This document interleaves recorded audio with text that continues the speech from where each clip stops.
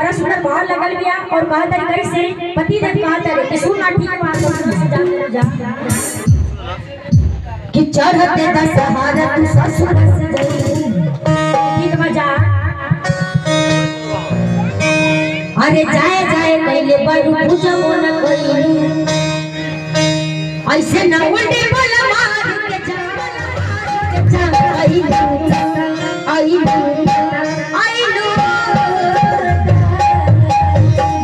हम चाहे जितना भी भोजपुरी भजन सुने वाला भक्त वाली थे कहा दोनों हाथ उठा लिया जाए सबके दोनों हाथ उठा के बाकी लोग के पास हाथ में लड्डू उठाई दो तुम्हारे बोल सच्चे दरबार की शेरवाली मैया की और ताली ऐसे लगाना चाहिए लगे कि आई गांव में ताली लगाता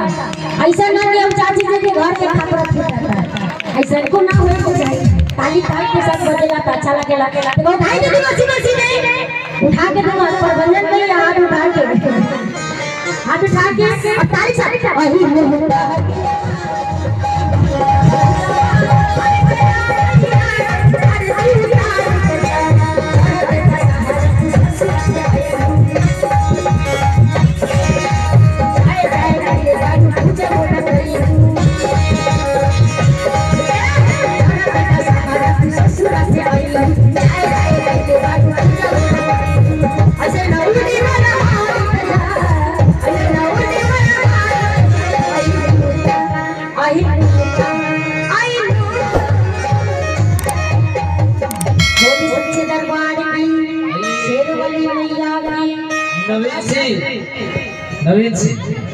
नवीन सिंह परदेसिया समिति साहब इनके तरफ से 151 रुपया के अरदास है। एक जोरदार ताली दीजिए और 500 बाकी लगा के गए। बहुत बहुत धन्यवाद बाबा से बनती है मैया से बनती है कि हे मां कल्याण करे और जो भी मनोकामना मांगे वो जरूर पूरा करे। और ताली बजाने में बड़ा कंजूसी होता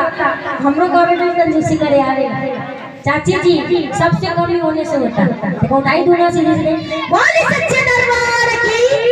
शेरवाली मैया की ताली साथ